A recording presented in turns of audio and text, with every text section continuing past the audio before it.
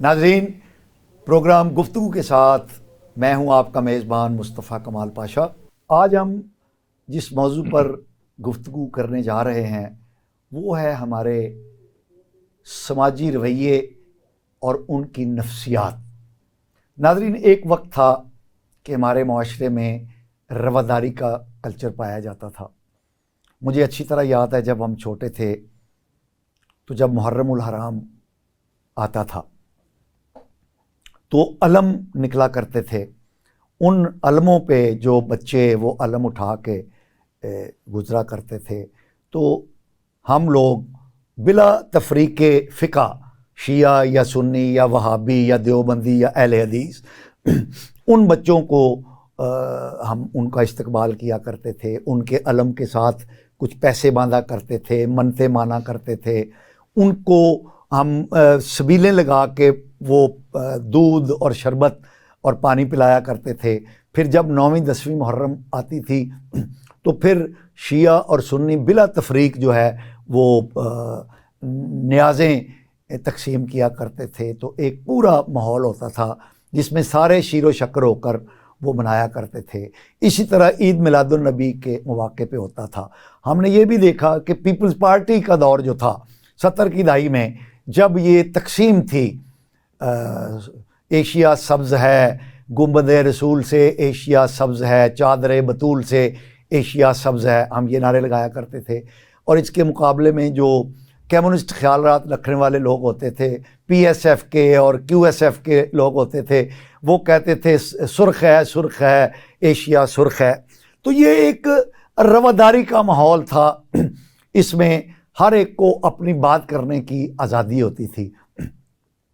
फिर हमने देखा कि आहिस्ता आहिस्ता ये रवैये जो हैं इनमें तशद्दुद आना शुरू हो गया, कंपार्टमेंटलाइजेशन शुरू हो गई। शिया सुन्नी वहाबी देवबंदी ये तकसीम मजहबी बुनियादों पर हो गई। फिर हमने देखा कि सियासत में भी एक नफ़रत का, एक दूसरे को मिलाइन करने का, नफ़रत अंगेज़ी का रुझान जो है वो दाखिल कर दिया गया। और पिछले कुछ सालों में एक सियासी जमात ने, एक सियासी लीडर ने तो बिल्कुल एक नफ़रत के, गालम गलोच के कल्चर को फ़रोग़ दिया। और आज हम देखते हैं कि जो मजहबी मुनाफरत हमारे मुआशरे में पाई जाती थी, उसी तरह की सियासी मुनाफरत जो है वो भी हमारे मुआशरे में औद कर रही है।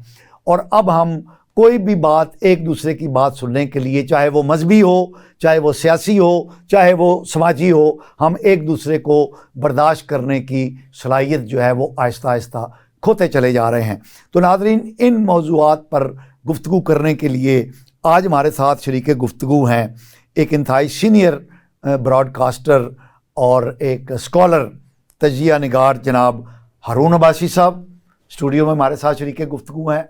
आपका शुक्रिया, आप तशरीफ़ लाए हमारे साथ। और हमारे साथ स्काइप पे शरीक होंगे एक इंतहाई मोहतरम माहिर समाजियात और माहिर नफ्सियात डॉक्टर साजिद रज़ाक साहब, वो हमारे साथ गुफ्तगू में शरीक होंगे। डॉक्टर साजिद रज़ाक साहब, आपका बहुत बहुत शुक्रिया कि आपने हमें ज्वाइन किया। थैंक यू सर, बहुत शुक्रिया। डॉक्टर साजिद रज़ाक साहब, आपने मेरी इंट्रो सुन लिया। आप बता सकते हैं कि हमारी ये क्या नफ्सियात है कौमी सतह पर कि हमारे रवैयों के अंदर, हमारे अफकार के अंदर जो है एक अदम बर्दाश्त जो है वो बहुत बड़ी हद तक फ़रोग़ पा चुका है।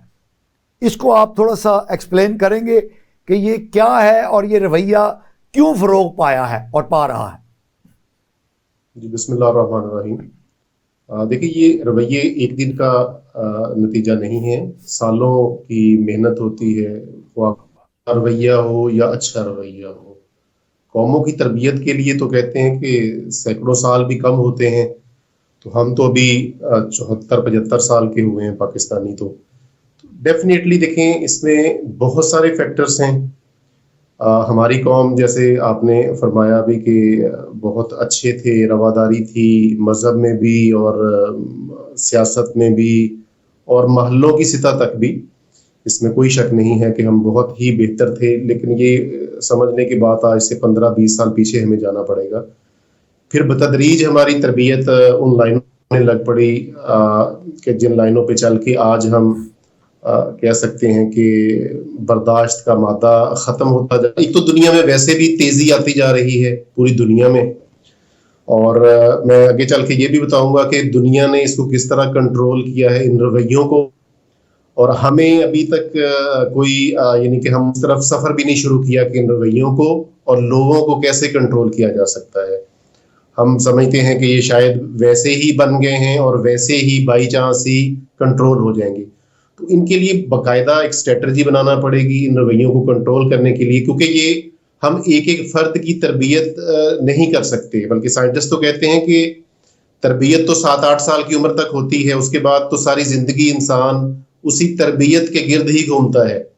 आप जो आपने पहले 7 या 8 सालों में, ये हार्वर्ड यूनिवर्सिटी की बाकायदा कह लें कि रिपोर्ट है, 7-8 सालों में जो भी हम सीख लेते हैं, जो भी हमारे बिलीफ्स बन जाते हैं, वो सारी जिंदगी हम कैरी करते हैं, ख्वाह वो फाइनेंस से रिलेटेड हो, ख्वाह वो रिलेशनशिप्स निभाने से रिलेटेड हो।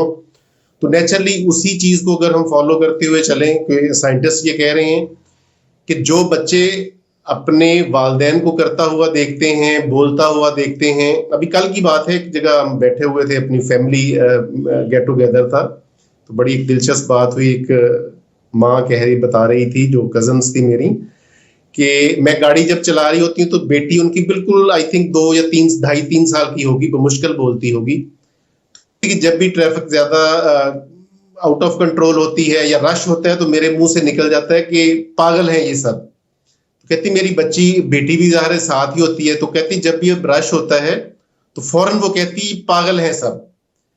तो कहती मैं बड़ी अब कोशिश में हूं कि ये फिक्रा मेरे मुंह से दोबारा ना निकले। बच्चे फॉलो करते हैं अपने पेरेंट्स को। तो 7 साल की उम्र में देखिए, 7 साल के बच्चे को तो हम इंसान ही समझने के लिए तैयार नहीं है कि ये तो बिल्कुल छोटा सा है, इसकी क्या वैल्यू है। इसकी एग्जांपल मैं देता हूँ। फॉर एग्जांपल कि घर में अगर मर्द हजरात बैठे सोच रहे हैं कि बिजनेस करना चाहिए, कोई बड़ा बिजनेस चाहिए, फैमिली बिजनेस, तो उसमें क्या पॉसिबल है कि आप 6 या 7 साल के बच्चे को भी बैठाएं और उससे भी मशवरा करें? या घर में एक बच्ची का रिश्ता आ गया है तो आप उस बच्चे से 6-7 साल के बच्चे से मशवरा करें कि बेटे आपकी बड़ी बहन का इस तरह शादी के लिए रिश्ता आया है, तो आपका क्या ख्याल है इस बारे में? ये पॉसिबल ही नहीं है, बल्कि अगर आप कहेंगे तो लोग हैरानी से आपकी तरफ देखेंगे। साइंटिस्ट कहते हैं कि 7-8 साल का बच्चा एक मुकम्मल मैच्योर इंसान होता है। वो आप जितना ही समझदार है, आप जितना ही उसको सब पता है हर चीजों का, वो अलग बात है कि उसको मौका नहीं दिया जाता। तो देखिए फिर क्या है कि हमें अच्छे पेरेंट्स भी बनना पड़ेगा, हमें अच्छे इंसान बनना पड़ेगा। जो हम डिलीवर कर रहे हैं, मोहल्लों की सतह तक भी लोग रिजर्व हो चुके हैं एक दूसरे से, हमसायों से। बल्कि मेरा ख्याल है कि बेहतरी इसी में समझी जाती है कि आप रिजर्व रहें। कोई पता नहीं होता कि बर्दाश्त का मादा किस वक्त खत्म हो जाए और आपका अच्छा खासा प्यारा सा हमसाया आपके गिरेबान पकड़ ले, या कुछ भी हो सकता है। तो नेचुरली ये शुरू तो घरों से ही होगा। उसके बाद ब्रॉडर लेवल पे चल के मैं अभी बल्कि आपसे शेयर करना चाहूंगा कि मुहज़्ज़ब दुनिया में भी ऐसे ही है। अमेरिकन हमसे ज्यादा अदम बर्दाश्त हैं उनमें, ऑस्ट्रेलियंस में, यूके के लोगों में, सभी में, क्योंकि पैसे की फरावानी है वहां पे, ताकत की फरावानी है, वेपन्स भी आसानी से मिल जाते हैं, सारा कुछ। तो वहां पे उन लोगों ने रूल ऑफ लॉ से उस चीज को काबू किया है काफी हद तक, बड़ी हद तक। हमको पाकिस्तान में भी कानून की हुक्मरानी चाहिए, हमें लोगों की हुक्मरानी नहीं चाहिए कि फलाना आ गया है जी अब सही हो जाएगा सब कुछ, अब फलां साहब आ गए हैं अब सही हो जाएगा। कानून की हुक्मरानी चाहिए। जो भी साहब आए वेलकम है, सभी अच्छे हैं, बहुत नेक हैं, सभी बड़े परहेजगार हैं, हमारे लीडर, सबको पता है। तो नेचुरली रूल ऑफ लॉ हो जो सबके लिए एक हो। जो आपकी गली में झाड़ू देने वाला साहब आते हैं या जो मर्सिडीज रखने वाले 2 कनाल की कोठी में रहते हैं, दोनों के लिए कानून एक तरह का हो। और कानून बेरहम होता है और हर किसी चीज से बालातर होता है। और इस चीज की भी देखें, बच्चे को पता है कि कानून की हमारे मुआशरे में क्या वैल्यू है। पैसे वाले के लिए कानून क्या सर्विसेज देता है, गरीब बंदे से कानून किस तरह का सलूक करता है। तो ये चीजें बहुत बड़ा क्वेश्चन है आपका, माशाल्लाह, ये बहुत बड़ा क्वेश्चन है। तो अल्लाह करे उसकी तरफ हम सफर शुरू कर दें, बेहतरी की तरफ, जो अभी तक फिलहाल नजर तो नहीं आ रहा इज्तिमाई तौर पे। ہاں گھروں کے لیول پہ ضرور اچھے پیرنٹس ہیں، کیوں نہیں ہیں، اچھی فیملیز ہیں جو اپنے بچوں کو اچھا ایجوکیٹ کرتی ہیں. ڈاکٹر صاحب میں سوری آپ کو میں انٹرپٹ کر رہا ہوں. ڈاکٹر صاحب یہ آپ کی آپ کی ڈسکشن سے، آپ کی ایکسپلینیشن سے میں یہ سمجھا ہوں کہ یہ جو عدم برداشت کے جن رویوں کی میں نے اپنے انٹرو میں بات کی ہے جو ہمارے ملک میں پایا جاتا ہے، یہ کوئی پاکستان اسپیسیفک نہیں ہے بلکہ یہ ایک گلوبل فینامنا ہے. کیا میں یہ درست سمجھا ہوں؟ جی بالکل. اس میں ہمیں زیادہ شرمندہ ہونے کی ضرورت نہیں ہے کہ ہم پاکستانی بڑے کیا لیں عدم برداشت کے حامی ہیں یا ہم گلے پڑ جاتے ہیں. پوری دنیا میں یہ کام برداشت ختم ہوتی جا رہی ہے. جیسے جیسے ہم ماڈرن ہوتے جا رہے ہیں، پیسے کی فراوانی ہوتی جا رہی ہے، ڈالرز کی فراوانی ہوتی جا رہی ہے، تعلیم کی فراوانی بھی لگا لیں. دیکھیں پڑھا لکھا شخص بھی، ابھی جو آپ نے کہا ہے کہ کچھ پولیٹکس میں تیزی آ گئی ہے، تو وہ دیکھیں پڑھا لکھا شخص سمجھتا ہے کہ اس کو ہر چیز کا پتہ ہے اور وہ صحیح ہے، ہر حالت میں صحیح ہے. یہ پوری دنیا میں رویے یہی ہیں. اچھا ڈاکٹر صاحب، دیکھیں رول آف لا، ڈاکٹر صاحب ہمارے ساتھ رول آف لا واحد وہ چیز ہے جس سے ہم اجتماعی طور پہ ان چیزوں پہ قابو پا سکتے ہیں. جی ڈاکٹر صاحب ہمارے ساتھ اسٹوڈیو میں تشریف رکھتے ہیں ہارون عباسی صاحب. یہ سینئر تجزیہ نگار ہیں، اسکالر ہیں اور براڈ کاسٹر ہیں. ان کو بھی ہم گفتگو میں شریک کرتے ہیں. ہارون عباسی صاحب، آپ یہ بتائیے کہ یہ جس عدم برداشت کے رویوں کا ذکر کیا ڈاکٹر ساجد رزاق صاحب نے، اس میں ہمارے میڈیا کا کیا کردار ہے ان عدم برداشت کے رویوں کو پروان چڑھانے میں؟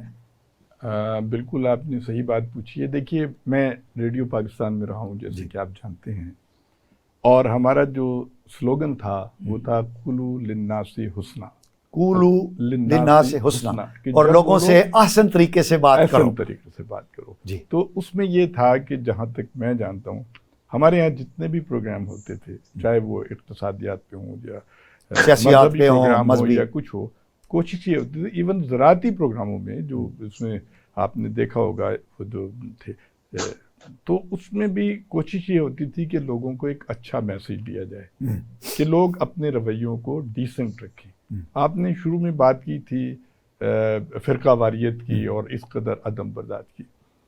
تو جب اللہ تعالیٰ قرآن میں کہتا ہے کہ وَاعْتَصِمُوا بِحَبْلِ اللَّهِ جَمِيعًا وَلَا تَفَرَّقُوا، اور اللہ کی رستی کو مضبوطی سے تھامے رکھو اور تفرقے میں نہ پڑو. تو یہ اتنے اہم. اور پھر یہ دیکھیں رسول اکرم صلی اللہ علیہ وسلم کے بارے میں یہ ہے کہ انہیں بہترین اخلاق کے ساتھ اللہ تعالیٰ نے دنیا میں تو ہوا یہ ہے کہ ہم نے اپنے مذہب کو بالکل ایک روایتی سی چیز بنا دی ہے. ہم اس پہ عمل کرنے کو تیار نہیں ہیں، جبکہ ہمارا مذہب جو ہے وہ ہمیں یہی سکھاتا ہے کہ آپ اچھی گفتگو کریں، آپ اپنے کردار کو اچھا کریں، اور یہ جو ہے نا اشتعال انگیزی اور دوسرے کی توہین، تذلیل اور تضحیک، اس کو ایوائڈ کرنا چاہیے. اچھا ہارون صاحب، آپ کی بات سے تو مجھے یہ لگتا ہے کہ یہ جس مذہبی عدم رواداری کی ہم بات کر رہے ہیں تو اس میں ذرائع ابلاغ نہیں بلکہ کچھ اور فیکٹرز ہیں جنہوں نے اس کو ہوا دی ہے.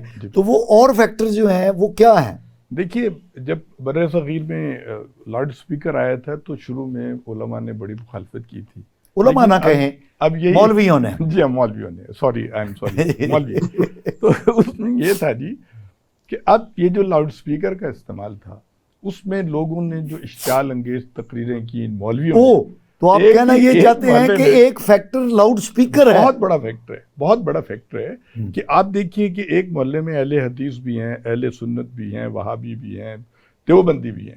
ایک بندہ ہے وہ کسی ایک فرقے سے تعلق رکھتا ہے، اب وہ تقریر کر رہا ہے تو اس سارے گھروں میں آواز جا رہی ہے اور وہ نام لے لے کے کہہ رہا ہے کہ یہ جو ہے نا یہ خارج از اسلام ہے کیونکہ یہ اس کو فالو کرتا ہے. یہ اس نے بڑی آگ لگائی تھی. دوسرا یہ ہوا کہ جو کتابیں لکھی گئیں اس میں فرقہ واریت کو بڑی ہوا دی گئی اور اس سے ایک اشتعال انگیزی بہت پیدا ہوئی. لوگوں نے بغیر تحقیق کے زمین آسمان کے خلابے ملا دیے اور ایسی ایسی مبالغہ آرائیاں کر دیں اور بڑی بڑی برگزیدہ اور اعلیٰ پائے کی درجے، خاص طور پہ جو سرکار دو عالم صلی اللہ علیہ وسلم سے جو کہ صحابہ کرام تھے، اہل بیت تھے، ان کے بارے میں ایسی ایسی باتیں کر دی کہ لوگوں کے دلوں میں ایک عجیب تشکیک پہ ایک وہ شک و شبہ پیدا ہو گیا. عباسی صاحب، آپ کی بات سے یہ لگتا ہے کہ جیسے لاؤڈ سپیکر کے استعمال اور کتب نے اس چیز کو، تو میرا یہ خیال ہے، اگر آپ اجازت دیں تو میں جسارت کروں کہ اصل میں لاؤڈ سپیکر کا غلط استعمال بالکل اور کتابوں کا غلط استعمال ہے جس نے یہ فرقہ واریت کو ہوا دی. لیکن لاؤڈ سپیکر بذات خود ایک اچھی چیز تھی. کتابیں اور پرنٹ ورلڈ جو ہے اس کی تو اپنی ایک سینٹٹی ہے، اور جو قرآن کریم ہے وہ بھی ایک نوشتہ ہے، لکھی ہوئی چیز ہے. تو اصل خرابی یہ ہے کہ لاؤڈ سپیکر کا استعمال درست نہیں ہوا. مولویوں نے پرنٹ ورڈ کو، کتب کو، رسائل کو، اخبارات کو غلط انداز میں استعمال کر کے تو یہ فرقہ واریت کو فروغ دی.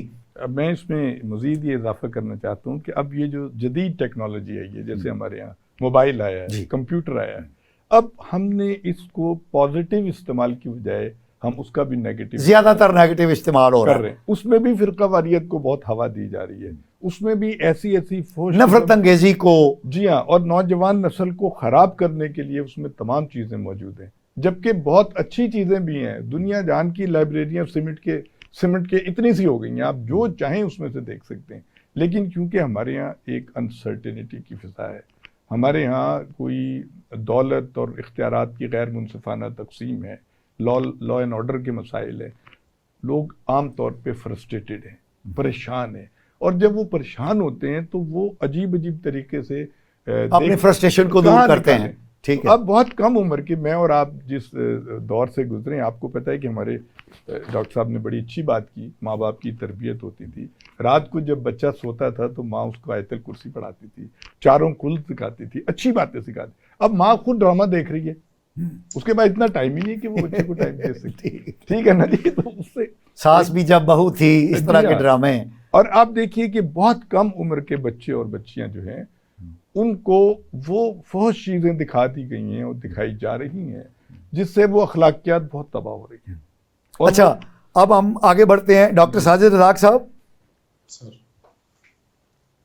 سر یہ آپ نے ہارون عباسی صاحب کی بھی گفتگو سنی. اب ہم یہ جو مذہبی منافرت ہے اور جو ہمارے اس میں جو کردار ادا کر رہا ہے اسپیکر، سوشل میڈیا اور میڈیا، ان چیزوں کو لائن اپ کرنے کے لیے، ان کو درست استعمال کی طرف لانے کے لیے یہ کس کی ذمہ داری ہے؟ دیکھیں، یہ ذمہ داری تو فرد پہ عائد نہیں ہم کر سکتے. یہ تو ذمہ داری حکومت کی ہوتی ہے کہ جیسے جدید دور کا، عباس صاحب نے جیسے لاؤڈ سپیکر کی بات کی ہے، بہت زبردست بات کی ہے. تو جدید دور کا جو لاؤڈ سپیکر ہے وہ یوٹیوب ہے، ٹھیک ہے، فیس بک ہے. یہ لاؤڈ سپیکر ہیں آج کے دور کے، کہ جن پہ کنٹرول تو گورنمنٹ آف پاکستان بھی پانا اس کے لیے مشکل ہوگا اگر وہ نیت بھی کر لے تو. ہاں، لیکن اگر لوکل لوگ اس میں انوالو ہیں تو آپ قوانین بنائیں، ان کو سزائیں دیں. سزا دینا سب سے بڑی زبردست مینجمنٹ کی قسم ہے جدید دنیا میں بھی. آپ امریکہ میں دیکھ لیں کہ سزائیں ان کو، یعنی کہ اگر مجرم پکڑا گیا اس کا پورا وہ پروسیجر کر کے سزا دیتے ہیں، باقاعدہ پنشمنٹ دیتے ہیں، تاکہ پتہ چلے لوگوں کو کہ اگر میں یہ کرائم کروں گا تو اس کی بھی سزا ملنی ہے مجھے. اگزامپل میں دیتا ہوں، دیکھیں لاہور سٹی میں دودھ جو ہے وہ کہتے ہیں جی اگر 1 لاکھ لیٹر اگر چاہیے روز کا، اگزامپل دے رہا ہوں میں، جسٹ چاہیے تو بہت زیادہ ہوتا ہے، اگر 1 لاکھ لیٹر دودھ لاہور میں چاہیے روز کا، تو صرف 40,000 لیٹر جو ہے وہ اوریجنل دودھ ہے، باقی جو 60,000 لیٹر ہے وہ مینوفیکچرڈ بائی ہیومن ہے، ہم انسانوں کا بنایا ہوا ہے کیمیکلز بیس سے. اچھا، لاتعداد دفعہ میں نے دیکھا ہے کہ جی اتنا دودھ، اتنے 1000 لیٹر دودھ، 6000 لیٹر دودھ جعلی پکڑا گیا، اس کو گرا دیا گیا، ضائع کر دیا گیا. یہ خبر آپ اکثر لوکل ٹی وی دیکھ لیں، آپ کو ہر دوسرے تیسرے دن یہ خبر ملے گی. اچھا، لیکن آج تک نہیں پتا چلا کہ جس بندے سے پکڑا گیا اس کو کتنی سزا ملی. 1 مہینے کی سزا دے دیں، اس کو قید کر دیں، پھر دیکھتے ہیں کہ کیا وہ دوبارہ، اچھا وہ کوئی آج تک کسی قسم کی پنشمنٹ کا ذکر ہی نہیں آتا ٹی وی میں. نہ اس بندے کی شکل دکھائی جاتی ہے کہ یہ کرمنل صاحب تھے، دودھ جنہوں نے جعلی بنایا، ان کو جی 6 مہینے کی قید دے دی گئی اور 10 لاکھ کا جرمانہ. یہ چیز نہیں ہے. تو قانون کا خوف وہ واحد چیز ہے جو جدید دنیا کو بھی کافی حد تک، دیکھیں 100% تو نہ کرائم کنٹرول ہو سکتا ہے، نہ رویے کنٹرول ہو سکتے ہیں، گھر میں نہیں کنٹرول ہو سکتے تو پورے ملک میں تو کنٹرول کرنا مشکل ہے. تو اس چیز کو قوانین بنائے جائیں اور ان پہ عمل کیا جائے. تو ہمارے ملک میں تو بھی بہت زیادہ محنت کی ضرورت ہے، بے تحاشا محنت کی ضرورت ہے.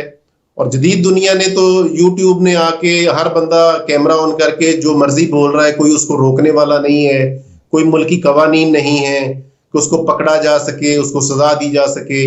جعلی دودھ والے کو نہیں ہم پکڑ کے سزا دے سکے، تو جو یوٹیوب پہ بندہ بیٹھا بول رہا ہے غلط، تو اس کو ہم کیسے پکڑیں گے؟ ہارون عباسی صاحب، ڈاکٹر صاحب نے بڑی خوبصورت بات کہی کہ جدید دنیا نے اس طرح کی نفرت انگیزی کو کنٹرول کرنے کے لیے قانون سازی کی ہے، اور اس قانون سازی کو پر عمل کر کے انہوں نے معاملات کو درست کرنے کی کوشش کی ہے. اب سوال یہ پیدا ہوتا ہے کہ اصل بات یہ ہے کہ کانٹینٹ کی سینسرشپ جو ڈاکٹر صاحب بات کر رہے ہیں، تو اب یہ طے کون کرے گا کہ کون سا کانٹینٹ، کیونکہ آپ جو کہنا چاہ رہے ہیں آپ سمجھتے ہیں کہ آپ سچ بول رہے ہیں اور جو آپ کا کہنا ہے وہ درست ہے، میں جو کہہ رہا ہوں میں سمجھتا ہوں میں درست کہہ رہا ہوں، آپ غلط کہہ رہے ہیں. تو اب جب یہ کانٹینٹ کی آڈیٹنگ ہوگی کہ کون سا کانٹینٹ نشر ہونا چاہیے کون سا نہیں ہونا چاہیے، تو اس سے پھر بات آ جاتی ہے ہیومن رائٹس کی آرگنائزیشنز جو ہیں وہ آ جاتی ہیں کہ انسانی حقوق فری ایکسپریشن پہ پابندی لگ رہی ہے. تو یہ کیسے معاملات حل ہوں گے؟ ڈاکٹر ذاک صاحب نے بہت خوبصورت بات کہی ہے. ویسے جی ڈاکٹر صاحب نے بہت ہی زبردست بات کی طرف اشارہ کیا ہے، بہت اچھی بات انہوں نے کی. اچھا، اپنے ہارون عباسی صاحب، مجھے ایک بریک کا کہا جا رہا ہے، یہیں سے ہم ناظرین اپنی گفتگو کا آغاز کریں گے. ہم ایک شارٹ بریک پر جا رہے ہیں، ہمارے ساتھ رہیے. ناظرین ویلکم بیک. جی ہارون عباسی صاحب. جی میں یہ گزارش کر رہا تھا کہ میرے ایک دوست تھے جو لیبیا میں رہے بہت عرصے، اچھا، کرنل قذافی کے دور میں. انہوں نے مجھے ایک بڑی عجیب بات بتائی. وہ کہنے لگے کہ یہاں کی جو مساجد ہیں لیبیا کی، اس کے جتنے امام ہیں وہ سارے اسکالر ہیں، یعنی کوالیفائیڈ لوگ ہیں، باقاعدہ. ہمارے یہاں بھی مدرسوں سے پڑھ کے آتے ہیں، وہ صحیح ہے، لیکن اس میں پراپر تربیت شاید کا فقدان ہے، یہ کیا ہے. انہوں نے ایک بڑا اچھا طریقہ نکالا. انہوں نے یہ کیا کہ الازہر یونیورسٹی اور دنیا کی بڑی یونیورسٹی سے انہوں نے جو واعظ ہوتا ہے جمعے کا، جی اس کو وہ انہوں نے لکھا، اسٹینڈرڈائز کر لیا. جی ہاں. اب انہوں نے کہا کہ مولانا صاحب جب آئے اسٹیج پہ، انہوں نے کہا جی میں آج زکوٰۃ کے موضوع پہ گفتگو کروں گا، اور وہ اس میں سے وہ پڑھا. اور پھر انہوں نے جو آڈینس بیٹھے ہوئے ہیں، جو نمازی بیٹھے ہوئے ہیں جو اس میں ہیں، ان سے کہا جی کوئی سوال پوچھنا ہے تو پوچھیں. Okay, interactive. جی ہاں، جیسے ہم گفتگو کر رہے ہیں. واہ جی واہ. وہ کہنے لگی جی کہ میں 1 سال کے بعد مجھے یہ محسوس ہوا کہ میں قرآن کو بہت سمجھ گیا ہوں، ماشاءاللہ، کیونکہ وہ قرآن و حدیث کے مطابق وہ گفتگو کرتے تھے. ٹھیک ہے نا جی. تو یہ ہے اصل بات. اب جو ڈاکٹر صاحب نے بات اشارہ کیا ہے کہ کون کرے گا اور کیسے ہوگا، دیکھیں ہمارے ہاں جو نظام عدل ہے وہ بڑا کمزور ہے، اس میں بہت زیادہ اصلاحات کی ضرورت ہے، اور جو پابندی کی ضرورت ہے. اگر ہم انڈیا کو ہم نے پابند کیا ہوا ہے نا کہ نہیں، ہمارے ٹی وی پہ نہیں نظر آتا انڈیا، ٹھیک ہے، اس کا مطلب ہے کہ ہم سوشل میڈیا کو بھی کنٹرول کر سکتے ہیں. کیوں نہیں کنٹرول کر سکتے؟ آپ کے پاس قانون سارے موجود ہیں، عمل نہیں. ڈاکٹر صاحب، ڈاکٹر ساجد رزاق صاحب، آپ مجھے سن رہے ہیں؟ جی جی سر. اچھا ڈاکٹر صاحب، اب ہم بڑھتے ہیں، جو کیونکہ ابھی بات ہوئی، بہت مین بات ہوئی کہ چیزوں کو درست کرنے کے لیے انڈیویجول نہیں بلکہ ریاست جو ہے اس کی یہ ذمہ داری ہے. تو ہمارے ہاں کیونکہ ڈیموکریٹک سیٹ اپ ہے، ہم ڈیموکریسی کی بنیاد پر ہماری حکومت اور ریاست چلتی ہے، تو اس میں ہم دیکھتے ہیں کہ اس میں بھی جو عدم برداشت کا رویہ ہے پچھلے 8-10 سالوں میں، ہماری ایک مخصوص جماعت نے، ایک ہمارے مخصوص سیاستدان نے نوجوانوں کے اندر سوشل میڈیا کے ذریعے جو ایک عدم برداشت کی فضا کو پیدا کر دیا ہے، اور جو گالم گلوچ کی یہ معاملات انہوں نے معاشرے میں سیاسی فضا کو جو مسموم کر دیا ہے. تو آپ تو کہہ رہے ہیں کہ یہ ٹھیک کرنے کے لیے حکومت اس کو ٹھیک کرے گی، ہارون عباسی صاحب بھی یہی کہہ رہے ہیں.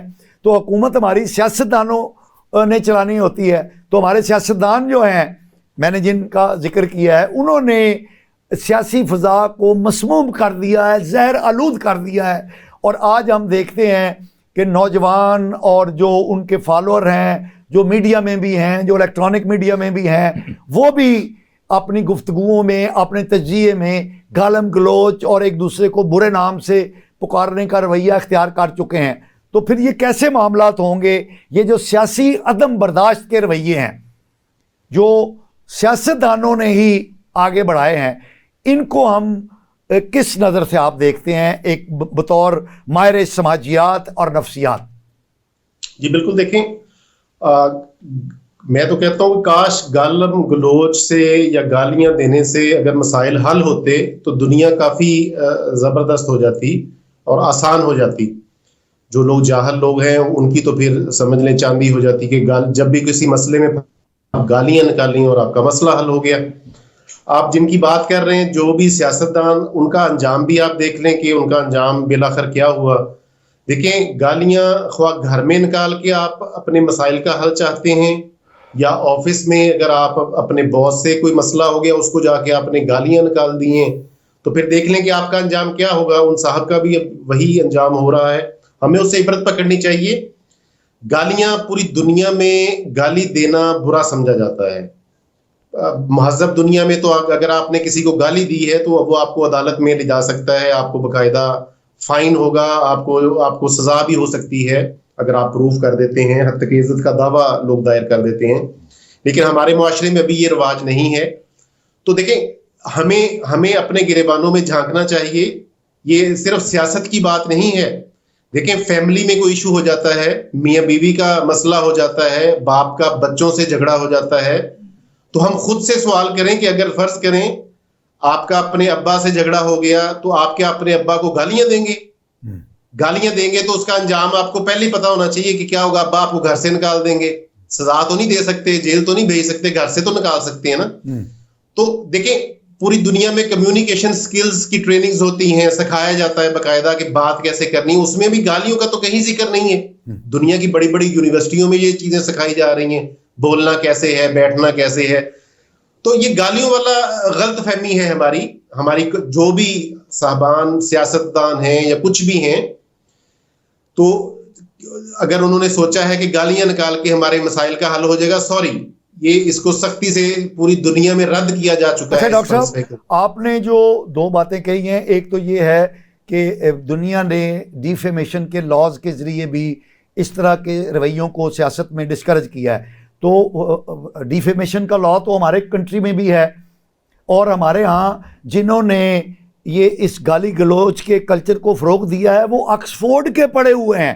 تو ان کی کمیونیکیشن سکلز تو بہت اعلیٰ تھیں، لیکن اس کے باوجود انہوں نے، یعنی ڈیفیمیشن لا ہونے کے باوجود، اعلیٰ تعلیم یافتہ ہونے کے باوجود، انہوں نے اس گالم گلوچ کے کلچر کو سیاست میں فروغ دیا ہے، اور وہ حکمران بھی رہے ہیں، اور وہ آئندہ بھی حکمران بننے کے لیے تیاری رکھتے ہیں. تو پھر کیسے یہ معاملات ٹھیک ہوں گے؟ دیکھیں اگر ہم قانون کے ذریعے نہیں لائیں گے تو پھر ایک ان سے بھی بالا تر چیز اللہ کا قانون ہے، جو بالکل وہ اللہ کا قانون کام کرتا ہے. پھر آپ آپس میں لڑ کے مر جائیں گے، دشمن کو آپ پہ حملہ کرنے کی بھی ضرورت. یہ غلط فہمی ہے جی بہت. جیسے میں نے دیکھے نا، آپ براڈر بات کر رہے ہیں ماشاءاللہ پورے ملک کی. ملک کہاں سے بنتا ہے؟ گھروں سے، اکائی سے بنتا ہے، فرض سے بنتا ہے. آپ دیکھیں نا، خود ہم دیکھیں کہ گھروں میں اگر باپ گالیاں دے کے بات کرتا ہے تو اس کے بچے بھی وہی چیز سیکھیں گے. لیکن ان کا انجام کیا ہوگا؟ ہمیں انجام کم از کم دیکھنا تو چاہیے، پتہ تو ہونا چاہیے. دیکھیں لوگ آتے ہیں ہمارے پاس، مثلا فار ایگزامپل بڑا سینسٹیو ایشو ہے کہ فرض کریں کوئی بندہ سرکاری ملازم ہے یا کسی ایسی سیٹ پہ ہے جہاں پہ رشوت وافر ملتی ہے، تو وہ رشوت لے رہا ہے، لیکن وہ شرمندہ بھی ہے، وہ عمرہ بھی کر رہا ہے، وہ حج بھی کر رہا ہے، وہ اچھا انسان بھی بننا چاہ رہا ہے. تو اگر وہ مشورے کے لیے آتا ہے تو میں تو اسے کہتا ہوں پہلی فرصت میں اس حرام کے راستے کو بند کر دیں، ورنہ آپ کا سکون، اللہ تعالیٰ کا وعدہ ہے کہ میں سب سے پہلے آپ سے آپ کا سکون لے لوں گا. دیکھیں رولز ریگولیشنز اگر موجود ہیں، اگر گورنمنٹ اپلائی نہیں کر رہی، وہ آٹومیٹک اپلائی ہو رہے ہوتے ہیں. لیکن ان صاحب کو جو لائی تھی طاقتیں، وہ طاقتیں بھی شرمندہ ہو گئی ان کے گالم گلوچ سے، وہ بھی پریشان ہو گئے. تبھی وہ پریشان ہو کے پیچھے ہٹ گئے نا جی. تو انہیں سوچنا چاہیے کہ گالی گلوچ جو ہے ان کے فالوورز کو بھی سوچنا چاہیے. میں تو کہتا ہوں کہ گالی گلوچ اگر مسائل کا حل ہے، پھر یہ تو دنیا بڑی آسان ہو جائے گی. ہم انڈیا کو گالیاں دیں ہمارے مسئلے حل ہو جائیں, انڈیا ہمیں بیٹھے گالیاں دے رہے ہوں ادھر ہمارے, تو گالیوں سے تو کچھ بھی نہیں ہوتا. ہم ارون عباسی صاحب کو بھی گفتگو میں شریک کرتے ہیں. ارون صاحب, جی میں یہ سیاست میں جو جی عدم برداشت کے کلچر کو فروغ دیا گیا, گالم گلوچ کے کلچر کو فروغ دیا گیا, تو جیسے ڈاکٹر صاحب نے کہا کہ یہ معاملات ٹھیک کرنے کے لیے انڈیویجول نہیں بلکہ حکومت اور ریاست کو اقدامات اٹھانے پڑیں گے. تو یہ جو ہمارے جن کا ہم ذکر کر رہے ہیں حکمران رہے بھی ہیں, تو انہوں نے تو خود آلودگی پھیلائی ہے, تو کیسے اس کو آپ دیکھتے ہیں؟ میں یہ سمجھتا ہوں کہ جو پاپولر لیڈرز ہوتے ہیں وہ عوام کے رول ماڈل ہوتے ہیں, اور ان کو یہ چاہیے کہ وہ اپنی زبان اور بیان کو ایک اچھے انداز میں پیش کریں. میں نے اپنی کالج کے زمانے میں نوابزادہ نصر اللہ خان کو سنا ہے, میں نے شورش کاشمیری کو سنا ہے, میں نے ممتاز دولتانہ کو سنا ہے, میں نے احسان الہی ظہیر کو سنا ہے. جب ہم ان کی تقریر سن کے گھر آتے تھے تو ہمیں محسوس ہوتا تھا ہمارے نالج میں اضافہ ہوا ہے. اتنے خوبصورت شعر, اتنی اچھی کوٹیشنز, اتنی الفاظ کا ایسے وہ بہاؤ ہوتا تھا, ایک سمندر ہوتا تھا, ایک دریا کی طرح بہہ رہا ہوتا تھا. اس کے بعد یہ ہوا کہ ہمارے سیاستدانوں نے یہ سمجھا کہ عوامی زبان یہ ہے کہ ہم جو مرضی کے بولتے ہیں, عوام تو یہی بھاٹی لواری والے تو یہ زبان بولتے ہیں, تو وہ ایک الزام, اور پھر یہ کہ وہ ماجے گامے والا کلچر لانے کی جو کوشش ہے نا, حالانکہ ان کا سیاستدانوں کا فرض ہے کہ وہ لوگوں کو ایجوکیٹ بھی کریں, ان کے شعور کو بیدار کریں, اور شعور کو پازیٹیو وے میں کریں, بجائے اس کے کہ اگر میں آپ کو پاشا صاحب آپ مجھے گالی دیں اور میں بھی جواب میں آپ کو گالی, تو ہم دونوں میں فرق کیا رہ گیا پھر؟ اصل بات تو یہ ہے کہ سیاستدان کو چاہیے کہ وہ اچھی اور خوبصورت گفتگو کرے اور لوگوں کو اپنا منشور بتائے کہ وہ چاہتا کیا ہے, عوام کے مسائل کیسے حل ہوں گے, عوام کی مشکلات کیسے دور ہوں. وہ آپ نے بات کی بہت سارے سیاستدانوں کی, تو ہمارے مولانا شاہ احمد نورانی صاحب سے, کیا بات ہے, مولانا ابوالعلا مودودی تھے, نصیر الدین الاجتہادی تھے, یہ لوگ مفتی محمود صاحب تھے, یہ لوگ جب گفتگو کرتے تھے, سیاستدان تھے یہ, تو مطلب لوگ سنا کرتے تھے. اور میں آپ سے ایک اور گزارش کر دوں, سید سبط حسن اور عطا اللہ شاہ بخاری ایک ہی جیل میں تھے, ایک کمیونسٹ تھے اور ایک اسلام تھے, اور دونوں کی آپس میں دوستی تھی. ایک دفعہ وہ بیمار ہو گئے سید سبط حسن, تو جناب وہ عطا اللہ شاہ بخاری کو پتہ لگا, حالانکہ بہت بیماری میں تھے, وہ چڑھ کے سیڑھیوں پہ چڑھ کے 50 سیڑھیاں چڑھ کے ان سے ملنے چلے گئے. واہ, سبط حسن. فیض احمد فیض اور مولانا مودودی ایک جیل میں رہے, ٹھیک ہے نا جی. وہ کتنے مہذب لوگ تھے. ایک دفعہ یہ ہوا جی کہ وہ حبیب جالب صاحب کہیں سڑک پہ جا رہے تھے, اور پولیس والوں کا خیال تھا کہ شاید وہ نشے کی حالت, پولیس نہیں, ویسے آپ کا کیا خیال؟ پولیس ان کو پکڑ کے لے گئی. تو وہ شورش کاشمیری اپنے دفتر کی سیڑھیوں پہ چڑھ رہے تھے, کسی نے کہا شورش صاحب انہوں پھڑ کے لے گئے نے جالب نے. حالانکہ شورش اور ان کی دشمنی تھی. اس نے کہا ایسی کی تیسی جالب کو پکڑ لیا. وہ تھانے میں چلے گئے, انہوں نے جا کے دھرنا دے دیا. انہوں نے کہا اس کو چھوڑو. وہ تو کہا جی ایتے تو مخالف ہے. وہ کہتے گا مخالف کو چھوڑو, یہ تو پاکستان کا اگر دنیا میں نام ہے تو جالب کی وجہ سے. یہ بہت بڑا دانشور ہے, یہ بہت بڑا شاعر ہے. یہ تھے رویے. ٹھیک ہے. اب دیکھیں آپ جو بتا رہے ہیں کہ ہم ایک دوسرے کو برداشت نہیں کر رہے, ڈاکٹر صاحب نے بالکل صحیح اشارے کی ہیں کہ ہمیں ایک تہذیب کے دائرے میں رہنا چاہیے. اور ہم جو نوجوان نسل کو کوئی میسج دے رہے ہیں, اب جب ایک اتنا بڑا لیڈر ہو جو بھی ہوگا, اگر وہ گندی بات کر رہا ہے تو پھر ہمارے تو جھانکے کھل جائیں گے نا جی, پھر ہم بھی وہی باتیں کریں گے. تو کھل چکے ہیں. نہیں, اب ہم دیکھ رہے ہیں کہ پرنٹ میڈیا ہو, الیکٹرانک میڈیا ہو, سوشل میڈیا ہو, اس پہ عدم رواداری کے جو رویے ہیں وہ بہت کھل کھلا کے, اور جیسے کہ ڈاکٹر صاحب نے کہا کہ ڈیفیمیشن کا لا بھی ہے لیکن اس پہ عمل نہیں ہوتا, اور آپ نے کہا کہ ہمارا جو لیگل سسٹم ہے, جو عدالتی نظام ہے, وہ بھی کمزور ہے, اور پھر ڈاکٹر صاحب نے کہا کہ یہ تو پھر اللہ کا نظام ہی چلے گا. تو اس کا مطلب یہ ہے ارون عباسی صاحب کہ بات تو اللہ کے حوالے ہو چکی ہے, یہ ٹھیک ہوتی ہوئی ہمیں نظر نہیں آ رہی. میں تو آپ لوگوں کی بات سے یہی سمجھاؤں کہ قانون ہونے کے باوجود, آئین ہونے کے باوجود معاملات اگر پازیٹیو سمت میں نہیں جا رہے, اور ہمارا معاشرہ جو ہے وہ عدم برداشت کی طرف بڑھتا چلا جا رہا ہے, چاہے وہ مذہبی حوالے سے ہو, فرقہ واریت کے حوالے سے ہو, چاہے وہ سیاسی حوالے سے ہو, یا عمومی طور پر ہمارے سماجی رویے ہوں, تو ان میں تشدد, عدم برداشت اور عدم رواداری جو ہے وہ فروغ پا رہی ہے اور اس کو کوئی, اور جیسا کہ ڈاکٹر صاحب نے بھی کہا کہ ہمارا سوشل میڈیا جو ہے اس کو تو لگام ہے ہی نہیں. یوٹیوب پہ کوئی بھی لڑکا لڑکی وہ لے کے کیمرہ اور مائک لے کے تو وہ جو چاہے وہ بیان کر دے, تو پھر کیسے معاملات حل ہوں گے؟ 240 ملین کی آبادی ہے ہماری. کہ ابھی بھی مطلب یہ کہ اصلاح کی گنجائش تو ہمیشہ ہوتی ہے. بڑے بڑے معاشرے بگڑے ہیں لیکن پھر وہ ٹھیک بھی ہو گئے ہیں. اس میں ہمارے اساتذہ کرام پہ بھی بہت بڑی ذمہ داری آتی ہے, کیونکہ میں خود یونیورسٹی میں پڑھا ہوں, آپ بھی پڑھے ہیں, ہم نے دیکھا ہے کہ وہاں پہ جو مختلف پولیٹیکل پارٹیز کی جو ذیلی تنظیمیں ہوتی ہیں وہ بھی بہت عدم برداشت پیدا کرتی ہیں کہ جی یہ لیفٹسٹ ہے اور یہ رائٹسٹ ہے, یہ جمعیت کا ہے اور یہ سوچ فلانے. اس سے بھی ایک اچھا, اس میں جو میں نے دیکھا جو اچھے اساتذہ تھے ان کا رویہ سب کے ساتھ ایک سا تھا. استاد کا رویہ اس نے اپنے وقار کو اپنے بھرم رکھا اس نے اس چیز کا. تو ایک یہ تو اساتذہ, اور جیسے ڈاکٹر صاحب نے بہت شروع میں کہا کہ ہمارے جو پیرنٹس ہیں ان پہ بھی بہت ذمہ داری آئی. وہ ان کے ورنہ بچے ہاتھ سے نکل رہے ہیں. آپ دیکھیں نا, جو ماں باپ توجہ نہیں دیتے, ڈاکٹر صاحب نے بالکل صحیح کہا ہے, ان کے بچے نشے میں جا رہے ہیں, ان کے بچے غلط کاموں میں جا رہے ہیں.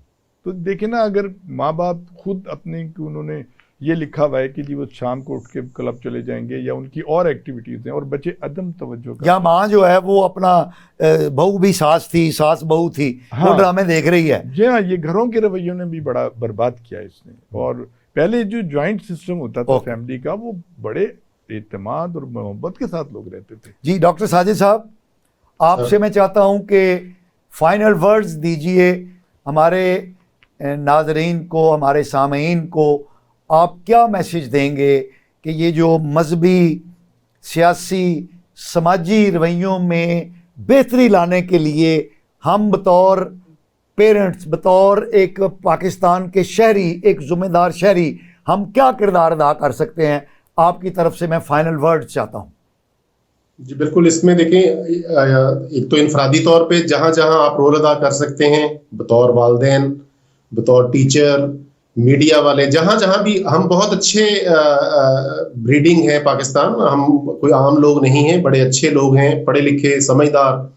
تو جو جہاں جہاں بھی اچھے لوگ موجود ہیں ان کو چاہیے کہ مل کر جہاں جتنا بھی رول ادا کر سکتے ہیں, محلے کی سطح تک, شہر کی سطح تک, ملک کی سطح تک, پورا یہ نظام اوور ہال ہوگا. کبھی نہ کبھی دیکھیے گا کہ جو اصل طاقتیں ہیں ملک کی, ملک کی اصل طاقت جن لوگوں کے پاس ہے انہیں بھی چاہیے, کیونکہ وہ بھی یہیں ہی رہ رہے ہیں, تو وہ بھی کہیں اس قیمت دینے کے چکر میں نہ آ جائیں کہ وہ ان سے بھی قیمت لینے پڑ جائے.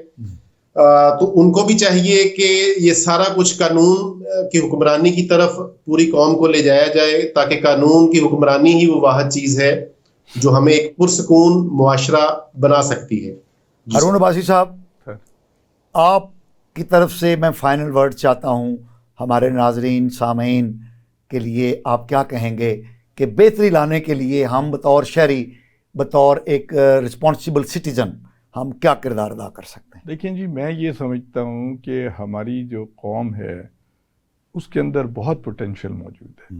ہم اگر چاہیں تو پہاڑوں کے جو ہے نا الٹا کے رکھ دیں. اس پوٹینشیل کو تو وہ ہمارے ایک سیاستدان نے استعمال کر لیا نا, نوجوانوں کا جتنا پوٹینشیل تھا وہ انہوں نے ایک پٹڑی پہ چڑھا دیا. نہیں, وہ بات آپ کی درست ہے, لیکن اس میں اب بھی اگر ہمارے جو باقی جو سیاستدان بچے ہیں, اگر جو بھی ہیں, ان کو اپنا رول پلے کرنا چاہیے نا جی.